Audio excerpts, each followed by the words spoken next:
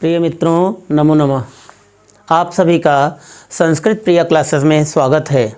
मित्रों, आइए हम सभी संस्कृत अनुवाद की प्रक्रिया में आज हम स्त्रीलिंग के अनुवाद को सीखते हैं।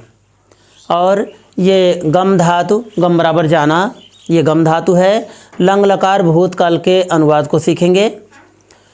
तो यहाँ पर कुछ क्रिया विशेषण लिखा गया है। आइए क्रिया विशेषण को पहले सीख लेते हैं। अद्य मिस आज, अत्र मिस यहाँ, तत्र मिस वहाँ, कुत्र मिस कहाँ, न मिस नहीं, किम मिस क्या, कथम मिस क्यों, अधुना मिस अब। और यहाँ पर द्वितीय विभक्ति के कुछ शब्दों को हमने लिख दिया है। गृहम मिस घर, विद्यालय मिस विद्यालय, आपणम मिस बाजार। और एक क्रिया विशेषण यहाँ पर हमने लिख दिया है कदा मिस कब। तो आइए इन सभी के सहयोग से, यानी इन सभी का इन वाक्य प्रयोगों के माध्यम से सीखते हैं। तो जैसे अब ये हमारे, क्योंकि प्रथम पुरुष की क्रिया यहाँ पर लिखी गई है और ये हमारे प्रथम पुरुष के कर्ता हैं। तो राधा ये आकारांत स्त्रीलिंग शब्द है और इसका रूप रमा की तरह चलता है। रमा, रमे, रमा। तो एक वचन में रमा लिखते हैं तो इसमें विसर्ग नहीं होता है। तो ठीक उसी प्रकार से जब हम राधा शब्द को एक वचन में लिखते हैं तो इसमें भी विसर्ग नहीं होता है। और जब द्विवचन में राधा का रूप चलाते हैं तो रमा की तरह चलता है। तो यहाँ पर यानी जब राधा नाम की दो लड़कियां रहेंगी तो यहाँ पर राधे हो जाएगा। और यहाँ पर तो जब अलग अलग नाम की दो लड़कियां हैं तो राधा, मीरा, च हमने लिखा है। और यहाँ पर जब राधा नाम की बहुत सी लड़कियां हो जाएंगी, यानी दो से अधिक रहेंगी, तो वहाँ पर हम राधा शब्द में यहाँ पर विसर्ग लगा देते हैं तो राधा हो जाता है। और चूँकि यहाँ पर बहुवचन में राधा नाम की एक लड़की है, मीरा नाम की एक लड़की है और गीता नाम की एक लड़की है, तो इन तीनों के मेल से यहाँ पर तीनों को मिला करके दो से अधिक हो रही हैं और ये बहुवचन में हो रही हैं। तो इसका प्रयोग बहुवचन की क्रिया के साथ किया जाता है। यानी इसका नियम है कि जब कर्ता एक वचन में होता है तो क्रिया हमारी एक वचन की होती है, और जब कर्ता हमारा द्विवचन में होता है तो उसकी क्रिया भी द्विवचन की होती है, और जब कर्ता हमारा दो से अधिक होता है यानी बहुवचन में होता है तो उसकी क्रिया भी बहुवचन की होती है। और लंग लकार का पहचान तो हमने पिछले वीडियो में सीखा है। तो आइए इसको फिर से एक बार दोहरा देते हैं। तो जिस वाक्य के अंत में, यानी क्रिया के अंत में या, ये आदि शब्द आते हैं, जैसे गया, गई, गए, पढ़ा, पढ़ी, पढ़े, खाया, खाई, खाए, खेला, खेली, खेले, तो इस तरह से और भी तमाम जितने भी भूतकालिक शब्द हैं, जितने भी भूतकालिक वाक्य हैं, सभी इस लंग लकार के अंतर्गत आ जाते हैं। तो अभी हम सामान्य अनुवाद सीख रहे हैं, इसलिए दूसरे लकारों का प्रयोग न करके हम इस लंग लकार भूतकाल के प्रथम पुरुष एक वचन के अनुवादों को सीख रहे हैं। तो आइए सीखते हैं। जैसे राधा गई, राधा गई, तो इसका अनुवाद क्या होगा? यहाँ पर पहले हम कर्ता से क्रिया से, जो मुख्य क्रिया होगी उससे यह पूछते हैं कि कौन गई। तो वाक्य को पढ़ने पर हमको उत्तर में पता चलता है कि राधा गई। तो कौन कहने पर जो उत्तर में हमको मिलता है वह हमारा कर्ता होता है, और कर्ता कारक में प्रथमा विभक्ति होती है। यानी जैसे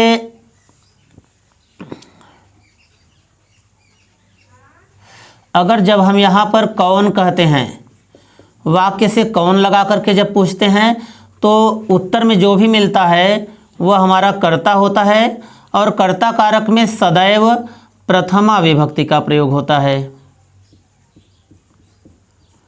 प्रथमा विभक्ति का प्रयोग होता है।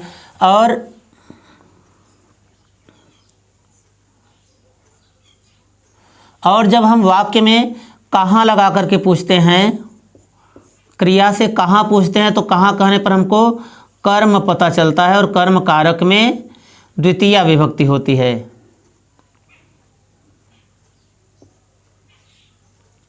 कर्म कारक में द्वितीया विभक्ति होती है। तो जब हमने पूछा कि कौन गई, तो उत्तर में मिला हमको राधा गई। वाक्य पढ़ने पर पता चलता है कि राधा गई है।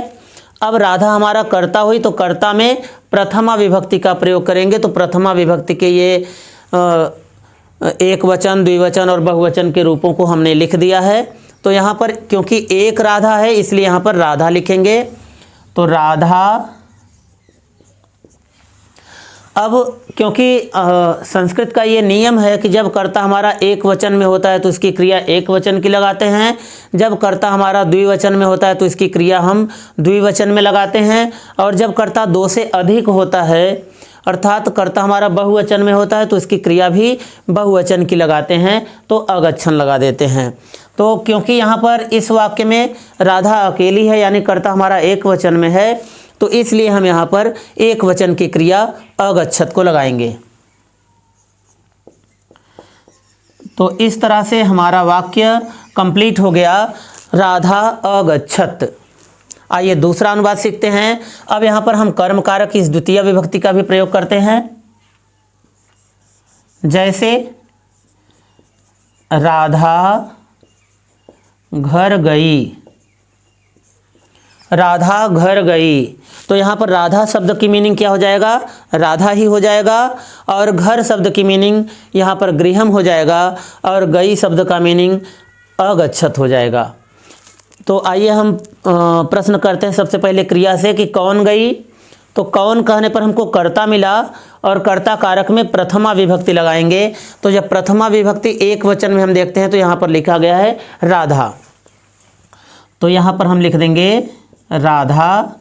अब यहाँ पर घर शब्द लिखा है, तो घर शब्द के लिए हम क्या प्रश्न करेंगे? कहाँ गई? राधा कहाँ गई? तो जब कहाँ कहते हैं तो कहाँ कहने पर हमको कर्म मिलता है, और कर्म कारक में द्वितीया विभक्ति का प्रयोग होता है। तो द्वितीया विभक्ति को हमने यहाँ लिख दिया है। तो गृहम मीन्स होता है घर, तो हम यहाँ से लिख देंगे गृहम। तो इस तरह से हो गया हमारा राधा गृहम। अब क्योंकि राधा हमारा एक वचन में है, इसलिए यहाँ पर इसकी क्रिया एक वचन की लगाई जाएगी, क्योंकि ये प्रथम पुरुष का कर्ता है और प्रथम पुरुष के साथ प्रथम पुरुष की क्रिया का प्रयोग किया जाता है। तो कर्ता हमारा एक वचन में, इसलिए क्रिया भी एक वचन की लगाएंगे। तो यहाँ पर हो जाता है अगच्छत।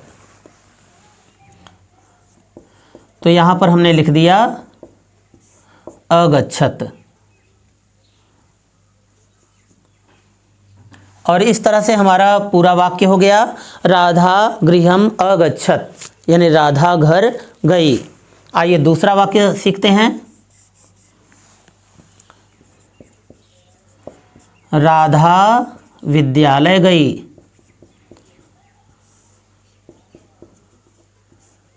राधा विद्यालय गई, तो यहाँ पर राधा शब्द का क्या हो जाएगा? राधा का राधा लिख देंगे, क्योंकि जब हम प्रश्न करते हैं वाक्य से कि कौन गई, तो उत्तर में जो मिलता है वह हमारा कर्ता होता है, और कर्ता कारक में प्रथमा विभक्ति लगता है। तो प्रथमा विभक्ति के तीन वचन है, एक वचन, द्विवचन, बहुवचन। क्योंकि एक राधा नाम की लड़की विद्यालय गई है, इसलिए यहाँ पर एक वचन में हम राधा शब्द को लिख देते हैं। अब कहाँ गई? तो कहाँ कहने पर हमको वाक्य जब पढ़ते हैं तो हमको पता चलता है कि राधा विद्यालय गई। तो कहाँ कहने पर हमको कर्म पता चलता है, और कर्म कारक में द्वितीया विभक्ति होती है। तो जब हम द्वितीया विभक्ति में देखते हैं तो विद्यालयम मीन्स होता है विद्यालय। तो विद्यालय शब्द की मीनिंग हो जाती है संस्कृत में विद्यालय। तो यहाँ पर लिख देंगे विद्यालयम। तो यहाँ पर हमने लिख दिया विद्यालयम, राधा विद्यालयम। अब क्योंकि राधा हमारा कर्ता एक वचन में है, इसलिए क्रिया एक वचन की लगाएंगे, तो हो जाएगा अगच्छत।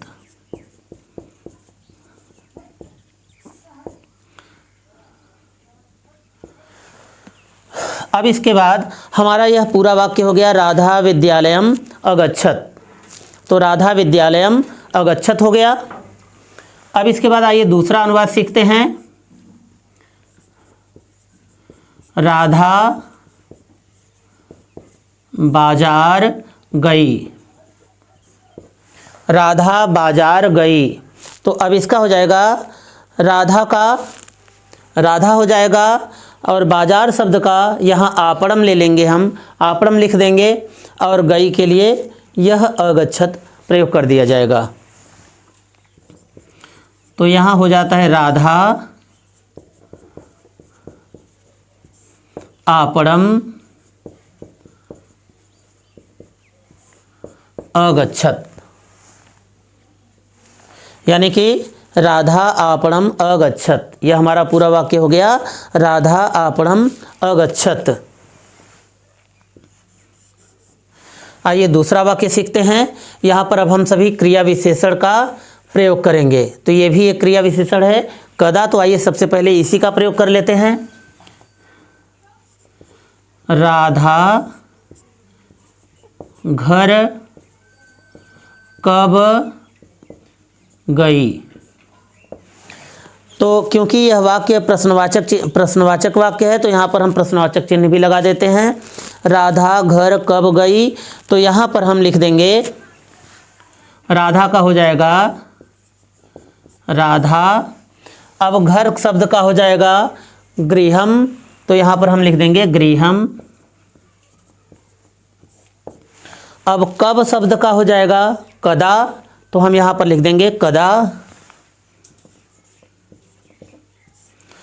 अब गई के लिए क्या लगाया जाएगा, तो गई के लिए यही कर्ता हमारा एक वचन में है, तो क्रिया भी एक वचन के लगाएंगे, तो हो जाएगा अगच्छत। तो यहाँ पर हम लिख देंगे अगच्छत। तो इस तरह से हमारा यह वाक्य पूरा कंप्लीट हो जाता है कि राधा गृहम कदा अगच्छत।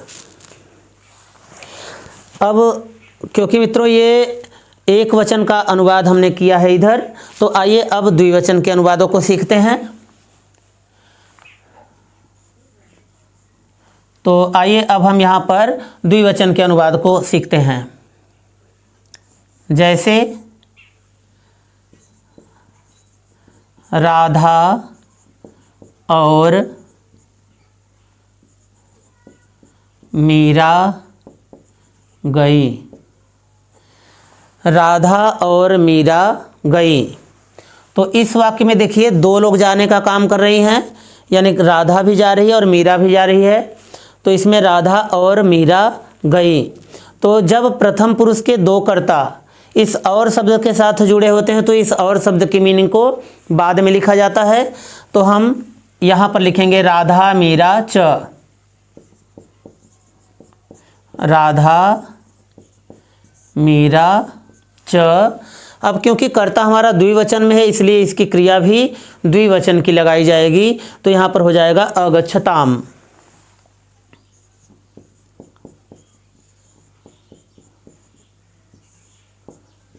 तो इस तरह से हमारा पूरा वाक्य हो जाएगा राधा मीरा च अगच्छताम। अब आइए दूसरा अनुवाद सीखते हैं। राधा और मीरा घर गई। तो राधा और मीरा घर गई, इसका क्या हो जाएगा, तो कौन गई। तो कौन कहने पर हमको कर्ता मिलता है, और कर्ता कारक में प्रथमा विभक्ति होता है, क्योंकि दो लोग हैं प्रथमा विभक्ति में।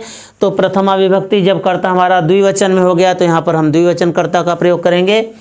तो यहाँ पर हो जाएगा राधा मीरा च।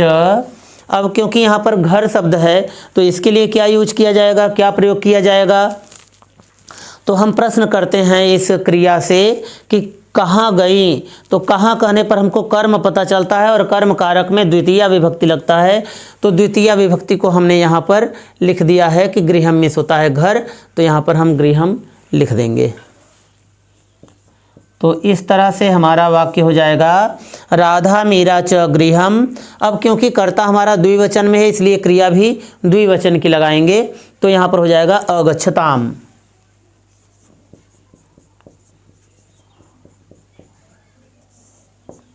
तो इस तरह से हमारा वाक्य हो जाएगा राधा मीरा च गृहम अगच्छताम। अब आइए दूसरा अनुवाद सीखते हैं। क्या राधा और मीरा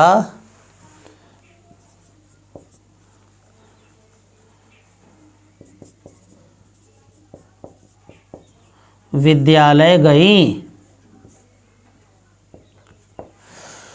क्या राधा और मीरा विद्यालय गईं? तो इसका क्या हो जाएगा? तो क्या के लिए हम यहाँ पर लगाएंगे किम, क्योंकि ये क्रिया विशेषण है तो क्रिया विशेषण में से हम लिखेंगे यहाँ पर किम। तो यहाँ पर हो जाएगा किम राधा मीरा च, राधा मीरा च यहाँ से लेंगे तो यहाँ पर हो जाएगा राधा मीरा च। अब कहाँ गई? तो कहाँ कहने पर हमको कर्म कारक मिलता है और कर्म कारक में द्वितीय विभक्ति होती है। तो यहाँ पर वाक्य पढ़ने पर हमको पता चला कि राधा और मीरा, क्या राधा और मीरा विद्यालय गई? तो कहाँ गई? कहाँ कहने पर हमको यह कर्म पता चला कि विद्यालय है। तो विद्यालय शब्द की मीनिंग यहाँ पर हो जाएगा विद्यालयम। तो यहाँ पर हम लिख देंगे विद्यालयम, और इस तरह से यहाँ पर हो जाएगा हमारा पूरा वाक्य कि किम राधा मीरा च विद्यालयम।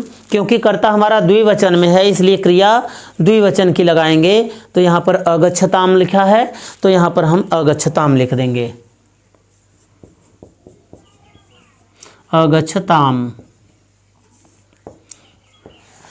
तो मित्रों ये आवश्यक नहीं है कि यहाँ पर राधा और मीरा का ही नाम लिखा जाए, यहाँ पर आप अपनी इच्छा अनुसार किसी का भी नाम जोड़ सकते हैं। मैंने एक सरल नाम ताकि ये किसी को ऐसा न लगे कि हाँ मेरा नाम लिख दिए हैं। तो यहाँ पर आप किसी का भी नाम लिख सकते हैं राधा और मीरा के स्थान पर, और इस तरह से आप क्रिया विशेषण और ये कर्म कारक द्वितीय विभक्ति आदि को जोड़ करके अपना वाक्य कंप्लीट कर सकते हैं। आइए दूसरा वाक्य देखते हैं। राधा और मीरा, राधा और मीरा घर नहीं गई, राधा और मीरा घर नहीं गई। तो इसका क्या हो जाएगा? कौन नहीं गई? तो कौन कहने पर हमको कर्ता मिला और कर्ता कारक में प्रथमा विभक्ति होती है। तो प्रथमा विभक्ति द्विवचन में हम इनका प्रयोग करते हैं कि राधा और मीरा का संस्कृत हो जाएगा राधा मीरा च। तो यहाँ से हम लिख देंगे राधा मीरा च। अब कहाँ नहीं गई? तो कहाँ कहने पर हमको कर्म पता चलता है और कर्म कारक में द्वितीय विभक्ति होती है। तो यहाँ पर द्वितीय विभक्ति को हमने लिखा गृहम। तो यहाँ पर गृहम हो गया। अब इसके बाद ये नहीं शब्द का मीनिंग हो जाएगा न। तो यहाँ पर हमने लिख दिया न। तो राधा मीरा गृहम च, गृहम राधा मीरा च गृहम न। अब क्योंकि कर्ता हमारा द्विवचन में है इसलिए क्रिया भी द्विवचन की लगाएंगे। तो अगच्छताम। तो यहाँ पर हो जाएगा अगच्छताम। आइए दूसरा अनुवाद सीखते हैं। तो जैसे है कि राधा और मीरा कहाँ गई? राधा और मीरा कहाँ गई? तो राधा और मीरा का क्या हो जाएगा? तो राधा और मीरा का हो जाएगा राधा मीरा च। तो इस तरह से हम लिख देंगे राधा मीरा च। अब कहाँ शब्द का हो जाएगा? कुत्र। तो यहाँ से हम ले लेंगे कुत्र। अब गई का क्या हो जाएगा? क्योंकि कर्ता हमारा द्विवचन में है तो क्रिया भी द्विवचन का प्रयोग किया कर दिया जाएगा। तो यहाँ पर हो जाएगा अगच्छताम, तो यहाँ पर हम अगच्छताम लिख देंगे।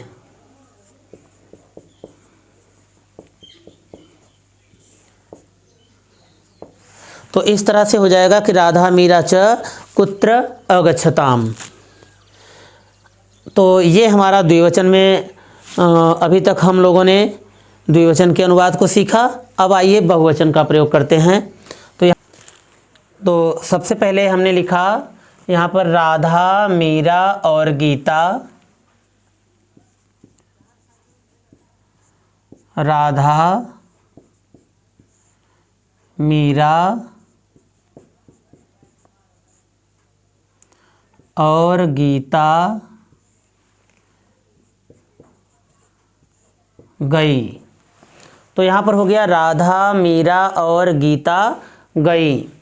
तो अब क्योंकि राधा नाम की एक लड़की है, मीरा नाम की एक लड़की है और गीता नाम की एक लड़की है, तो ये तीन लोग मिलकर के बहुवचन बनाते हैं। यानी कि दो से अधिक हो जाने पर, जब कर्ता की संख्या हमारी दो से अधिक हो जाती है अर्थात बहुवचन में हो जाती है, तो यहाँ पर अब जब हमारा कर्ता बहुवचन में हो गया तो यहाँ पर क्रिया भी इसकी बहुवचन की लगाएंगे।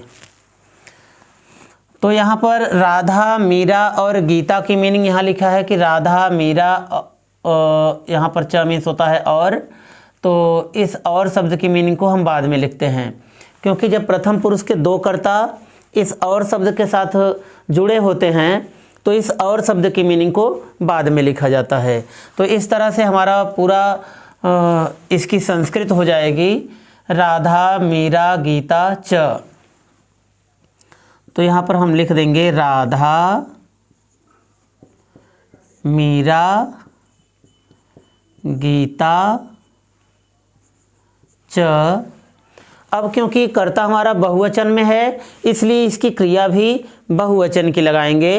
तो यहाँ पर है अगच्छन, तो हम यहाँ पर लिख देंगे अगच्छन।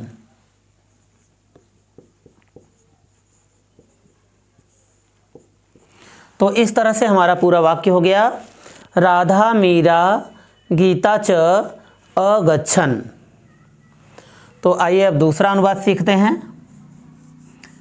राधा, मीरा और गीता घर गई। तो राधा, मीरा और गीता घर गई, इसका क्या हो जाएगा?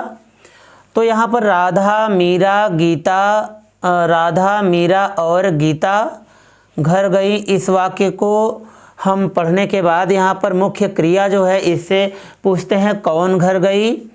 तो कौन कहने पर हमको कर्ता मिलता है और कर्ता कारक में हमेशा प्रथमा विभक्ति होती है।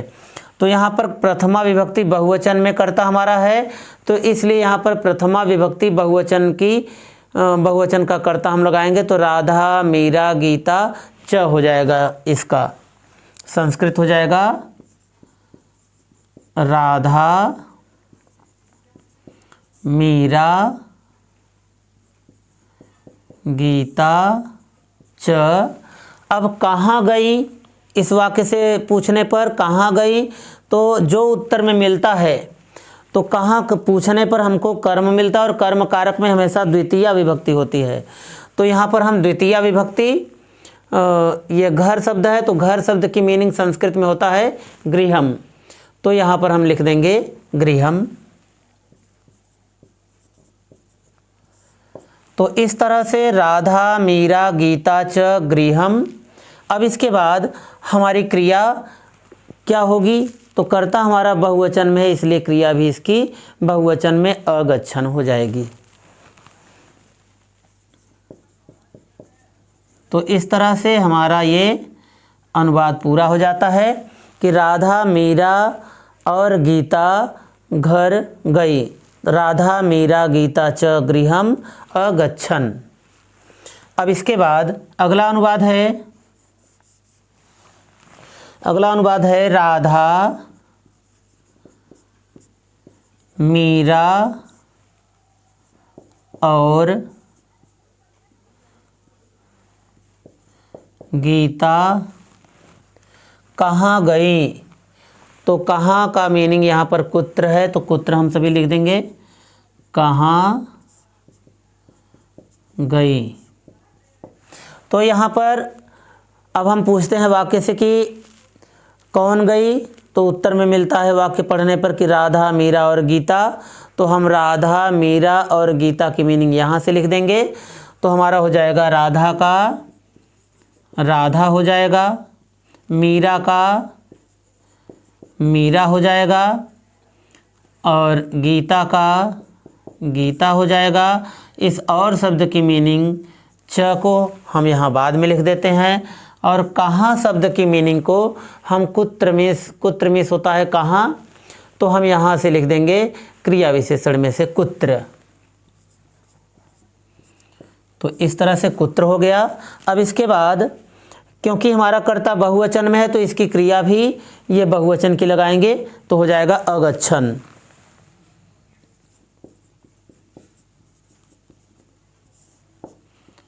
तो इस तरह से हमारा पूरा वाक्य हो गया, राधा, मीरा, गीता च कुत्र अगच्छन। अब इसके बाद हम अगला वाक्य देखते हैं कि राधा, मीरा और गीता, राधा, मीरा और गीता घर क्यों गई, घर क्यों गई। तो यहाँ पर इसका अब क्या हो जाएगा, तो कर्ता हमारा वही हो जाएगा राधा, मीरा, गीता च। तो यहाँ पर हम लिख देंगे राधा, मीरा, गीता च।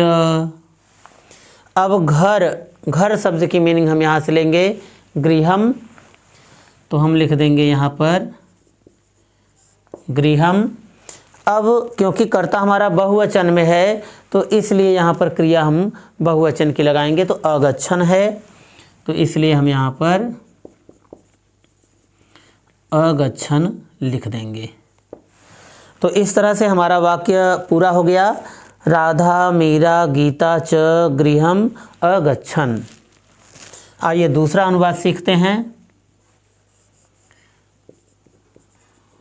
मित्रों, यहाँ पर राधा, मीरा और गीता के नाम पर आप किसी दूसरे का भी नाम लिख सकते हैं। तो हमने एक ऐसे ही कोई नाम ले लिया है कि राधा नाम की लड़की है, मीरा नाम की लड़की है और गीता नाम की लड़की है। तो आप इस स्त्रीलिंग के नाम के स्थान पर कोई दूसरा भी नाम आप लिख करके प्रयोग कर सकते हैं। तो राधा, मीरा, राधा, मीरा और गीता कब गई।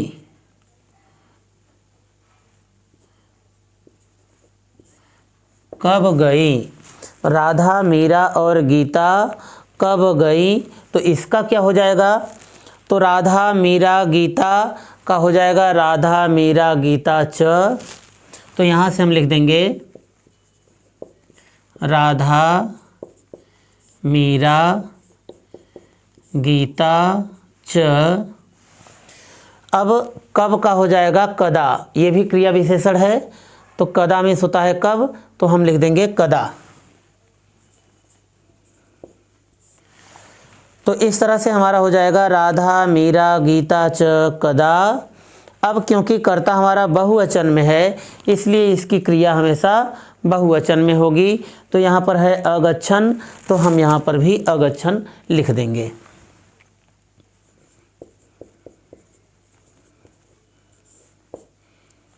तो इस तरह से हमारा वाक्य पूरा हो गया, राधा, मीरा, गीता च कदा अगच्छन। तो मित्रों, ये हमारा एक वचन का अनुवाद हुआ, स्त्रीलिंग में एक वचन का अनुवाद और स्त्रीलिंग में ही द्विवचन का अनुवाद और स्त्रीलिंग में ही ये बहुवचन का अनुवाद हुआ। ये संज्ञा से संबंधित था।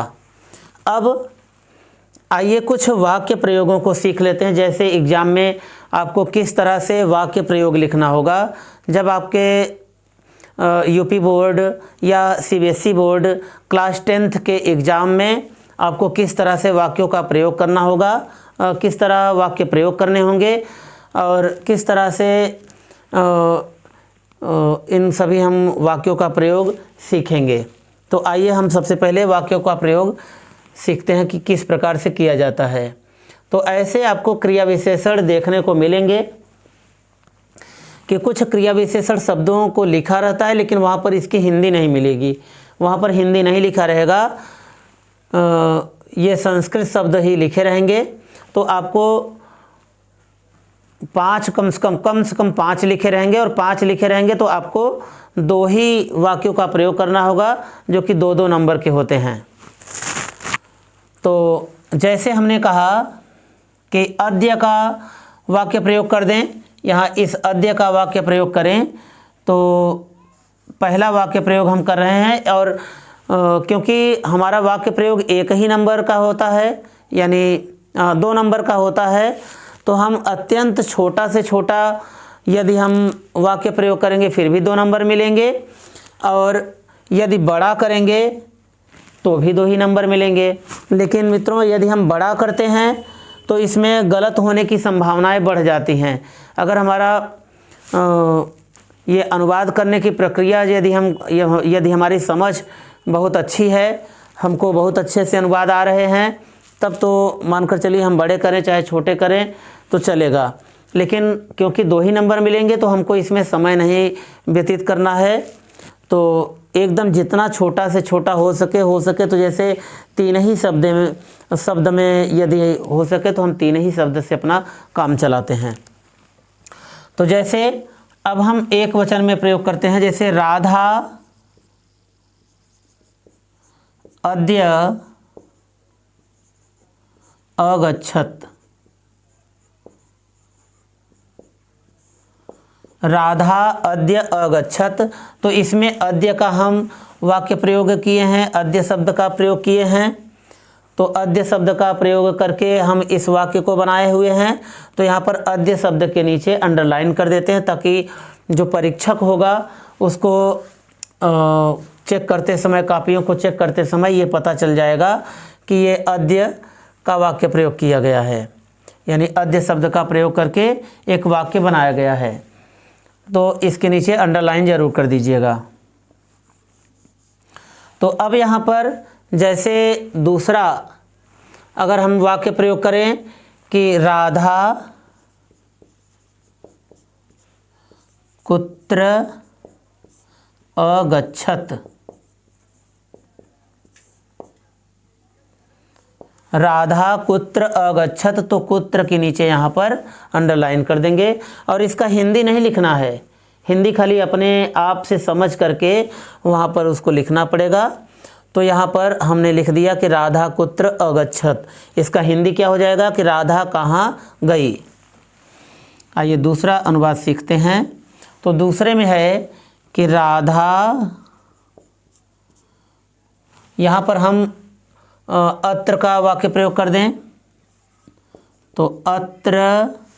अब यहाँ पर जहाँ ये गया लिखा था कि अगच्छत, अगच्छताम, अगच्छन, अब वहाँ पर ये एक आंग उपसर्ग होता है, यानी उसका अंग हलंत्यम सूत्र से एक संज्ञा हो जाती है उसकी, तो आ बचता है। तो यह आ उपसर्ग हमको यहाँ अ हटा करके, सब में से अ हटा करके यहाँ पर आ जोड़ दिया जाता है। तो इस तरह से हमारा रूप तैयार हो जाता है आगच्छत, आगच्छताम, आगच्छन। क्या हो जाता है? आगच्छत, आगच्छताम, आगच्छन।